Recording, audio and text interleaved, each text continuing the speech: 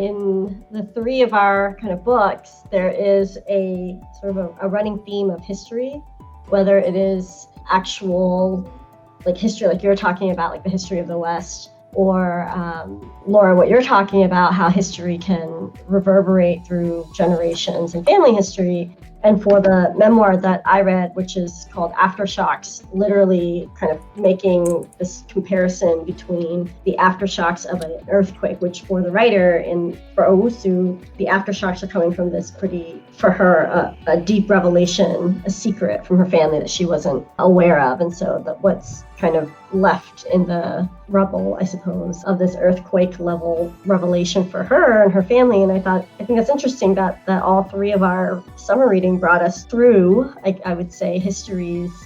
Hi, everyone. Hi, Sylvia. Hi, Kofi.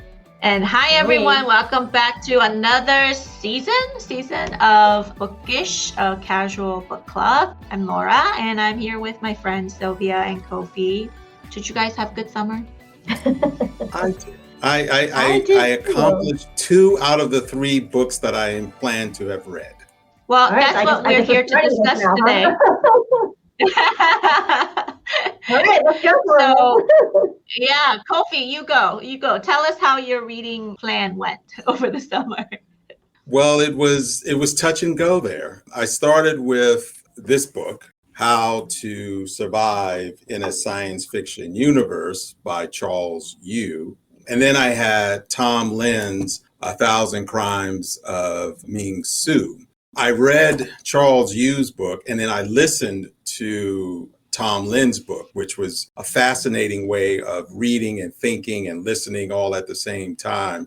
And I found that the reader, and I can't remember his name, his affectation of a Westerner was really good and engaging. And I actually found myself enjoying listening to his reading of the book as opposed to my reading of Charles Yu's book, when it was just the voice that I was fictitiously creating in my head. And there was the one that was created by this reader about this outlaw, I guess, traveling to find his woman, as most outlaws are wont to do. And so it was very interesting. It was a bit of magical realism in there. And I think that it's a wonderful book to read as well as listen to, because at certain points I did read along. Probably by part 2, I was reading along with the voice. So I felt kind of like a school child listening to the teacher read as I followed along with my eyes. But the Charles Yu book was really, really good. The other book that I wanted to read was A Dream Deferred, and it was something about the cosmic something or another. I know it has to do with quantum mechanics. It's written by this woman whose name escapes me, and I'll have it probably by the time you guys start talking. But, I didn't get a chance to read hers, and I think I started off by saying, I'm going to read hers first, and I did not. I read fiction first. So hers did not get read. So, yeah, 2 out of 3 is not bad. It's better than my last That's fail, great. when it was pretty much all bad. That's great. That's a win. Yeah, I had a great summer, did some traveling, and yeah, so I had a few, I'll call them goals, summer reading goals. And, for our listeners who've been listening to us for more than one season, you'll know that every summer we kind of end the season with our summer reading goals outlined, and then like a summer reading challenge. And then we'll begin our season to kind of check in to see how we did. And the last 2 years, it's been a pretty hard fail. Let's be honest. We have not done well, but that's okay, because we're normalizing what it's like to not finish a book. So I mean, it's okay. The world will go on spinning, but not for long. So for me, I had a big book that I wanted to try and finish, and that was Fanon's The Love Song of W.E.B. Du Bois. And I had all of these grand plans to listen to the book. I was like, you know what? I'm going to be stuck on like a 14-hour long haul flight. I can finish this book. Sure, why not? That did not exactly happen the way I imagined. I remember how much I was flying and flying with two small children, and the need to sleep, I guess, prevailed. So I did not actually make it through that one, but I did make it through my other book, which is actually also our Bowder Lecture book for this year. Don't mind the little piggy bookmark. And it's Aftershocks by Nadia Owusu, who will be visiting the HCC campus at the end of September, I believe, September 21st, to talk about her memoir. And it was a really interesting book. It was very poetic. It's not structured like your usual prose memoirs are. So it was a really interesting and a really thought-provoking book. She experiments a lot with form and the form that you use to tell your story with, in addition to the language, which is very poetic in nature. So yeah, I mean, I didn't completely fail, but yeah, I did some reading, and then I had some other random books that weren't even on my summer list, and How about you, Laura? Well, I am so excited to report that I did finish the big book. So like Sylvia, I had committed to read the love songs of W.E.B. Du Bois, and it is 800 pages long. And, I studied 18th century British novels in graduate school, so I know some long novels, and it's been a long time though, since I read such a big book, but I did finish it, and this sense of accomplishment is amazing. So now I'm emboldened, and several people have told me about I think it's called The Covenant of Water by Abraham Verghese. And a couple people have said that it's the best book they have ever read. And it is also 700-800 pages long. So now I know I can do it. So I think I might pick that on next, although reading during the semester is a little bit challenging. But I did want to say this about the book. When I told people that I was reading the Fanon Jeffers book, everyone said it was so long. It could have been, X hundred number of pages shorter. But after reading it, I realized I think that the book needed to be that long, because the thing that the book is trying to tell you is how long this history is, but also how intimately connected we are through the generations, and how things like trauma is passed down generation to generation, right? And so she's showing both the longevity, but also the, closeness, I guess, by telling this one story, one family's story over the generations. So in some ways, I can see why it had to be so long, and it did the job. And I also add, I felt like the book was also very much about how to do history or how to study history. And that's also another interesting aspect of reading the novel. So I recommend it. Those of you who are brave can pick up the book. I did finish that other book, Paper Names. Remember the book that my son got for me for Mother's Day? It was all right. I finished it. It was all right. But the third book that was on my list was Marilyn Chin's new poetry collection. And I'm still reading through that. So not quite finished, but I think I did all right this summer. I think you win the game ball, and there's going to be one for you, because I got one for you. And I had to go and put it in the chat to remember the actual name of the third book that I failed at reading. It's called The Disordered Cosmos: A Journey in Dark Matter, Space, Time, and Dreams Deferred by Chandra Prescott Weinstein.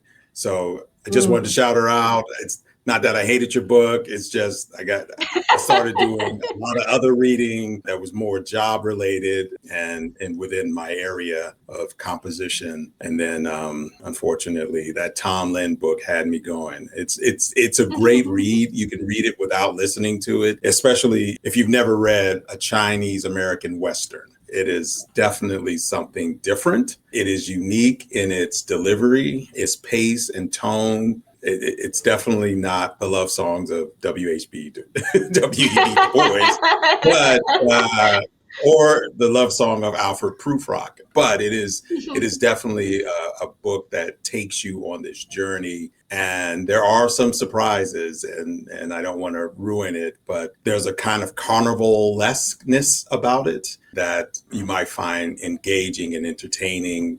But it is a Western, so expect gunfights and some gratuitous violence. but not too over the top violence. But it's good. It's a really good book. I have never read a Chinese Western, so that's something that I might be interested in picking out later. Thanks for the rec.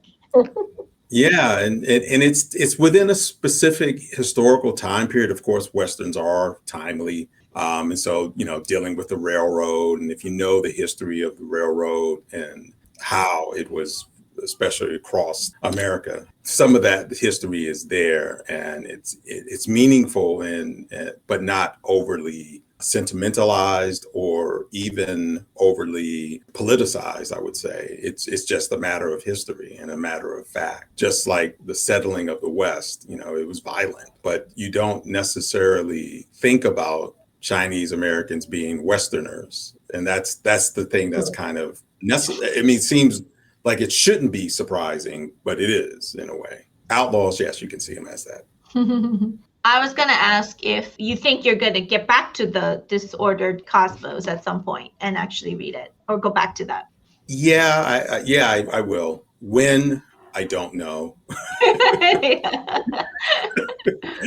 but I want to, because I also have Stefan Alexander's book about the universe, and he calls it something like the jazz of the universe. So I'm trying to read some of those things in terms of what I'm putting together in terms of fiction. So that's my reason for reading them.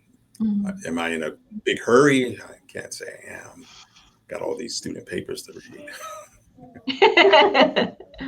I just realized that in the three of our kind of books, there is a sort of a running theme of history, whether it is actual like history, like you're talking about, like the history of the West, or Laura, what you're talking about, how history can reverberate through generations and family history. And for the memoir that I read, which is called Aftershocks, literally kind of making this comparison between the aftershocks of an earthquake, which for the writer, for Owusu, the aftershocks are coming from this pretty, for her, a deep revelation, a secret from her family that she wasn't aware of. And so what's kind of left in the rubble, I suppose, of this earthquake level revelation for her and her family. And I think that's interesting that all three of our summer reading brought us through, I would say, histories. And the memoir also kind of weaves in a little bit of history, and I won't give away too much because a lot is centered around this like sort of family thing that's happened. But that kind of revelation is tied into the history of the country that the author is growing up in. So I think it's really interesting that we inadvertently got drawn into these sort of historical threads, and that history led us to very different places over the summer, which I think is pretty cool. And yeah, it's funny because like the energy I'm getting from our summer reading, and it's not that these books were not wonderful books, the energy I'm getting though is that we're kind of like, yeah, I mean, it was good.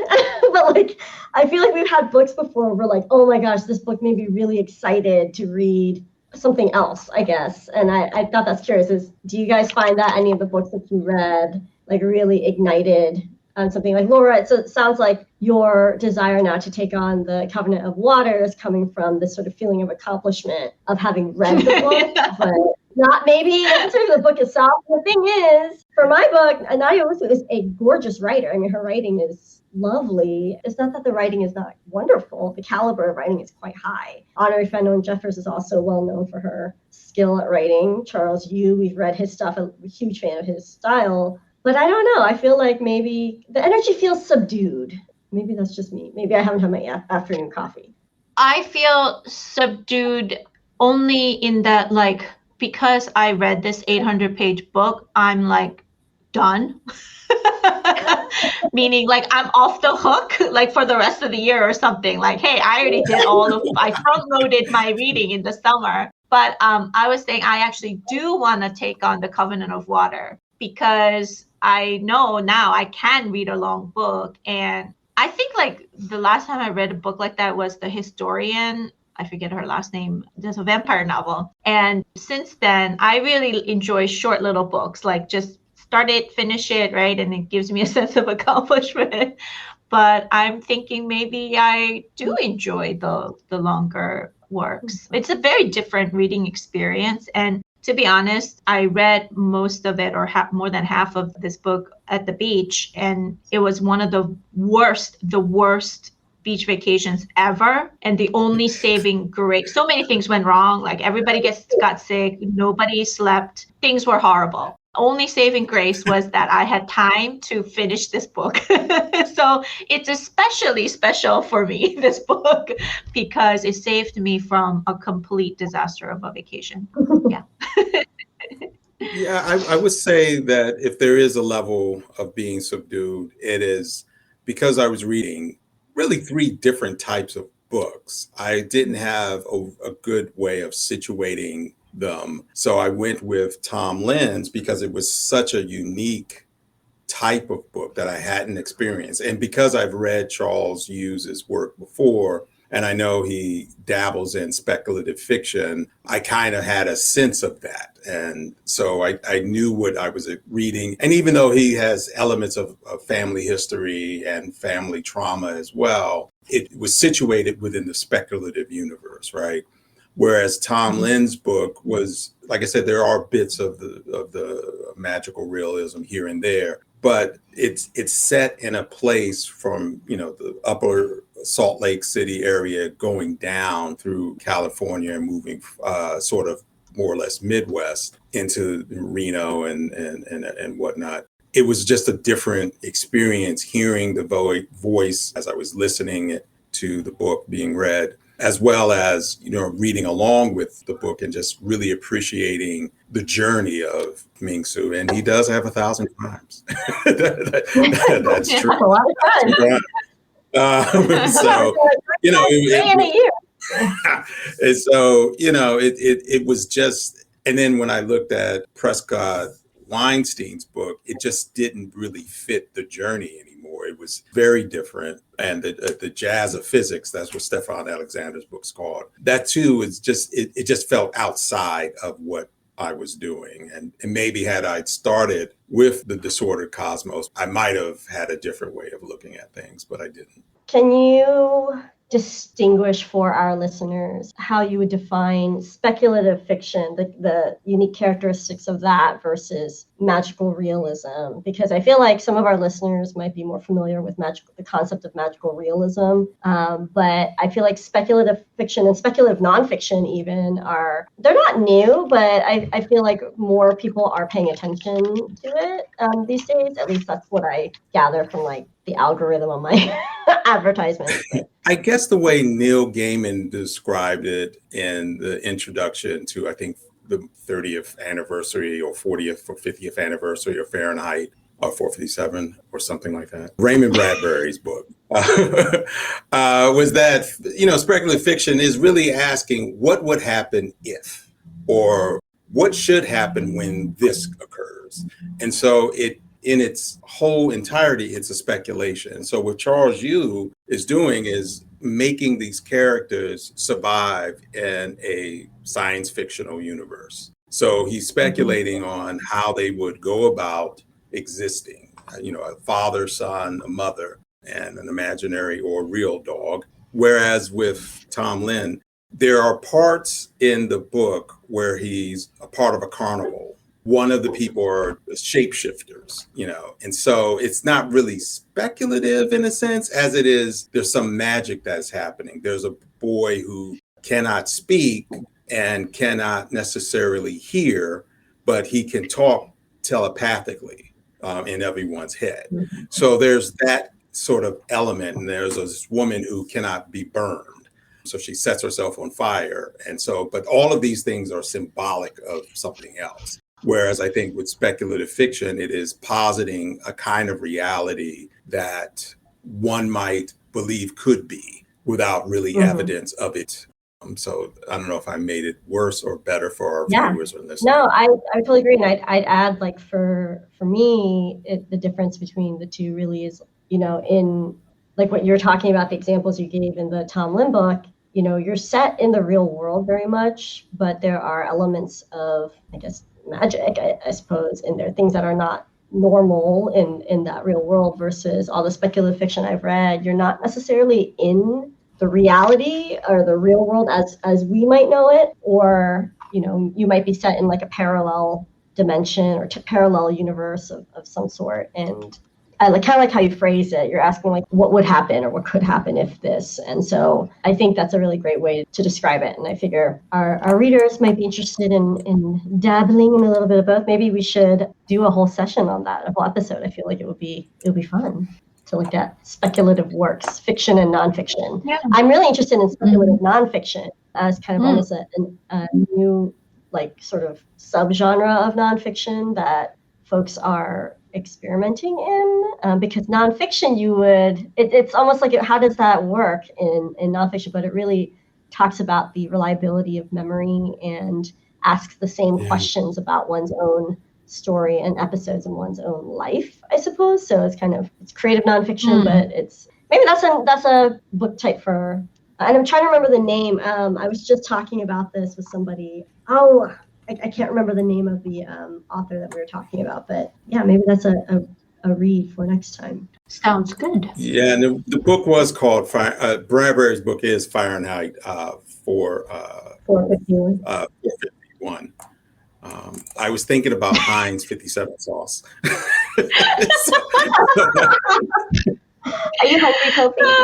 Did you not eat at lunch? Can I also share with you that my son, who's starting high school now, his summer reading was, he had this ambitious goal, probably had something to do with it, of reading The Great Gatsby in English and then reading it in Spanish to practice his Spanish. Funny thing was, he couldn't even read the one in English.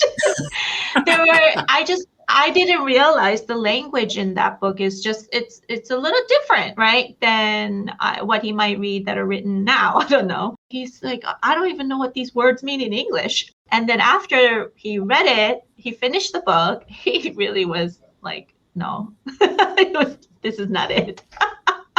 So he didn't read it in Spanish, obviously. So anyway, that was his summer reading. He thought The Great Gatsby was me. Oh, wait. If he takes any English lit classes, he's going to see that book again. I know. But he did love Fahrenheit 451. Oh, well, there you go. All right, folks. All right. Well, we are coming close to an end. Just want to remind all of our listeners and viewers that the 2023 Bowder Lecture featuring Nadia Owusu will be here at 12:30 and at 6 p.m. September 21st. The book is called Aftershocks. You can also catch us at Bookish, a casual book club.podbean.com or anywhere you listen to podcasts, because we are becoming ubiquitous. We are everywhere. Spotify, Apple Music. We're going to be everywhere, so you can catch us and catch up with us. You can also, tap into us on our Facebook page. If you want to follow our readings or you have comments about the show, please do so. See you next time. Bye. Happy reading. Connect with us. We are Dragon Digital Media Podcast.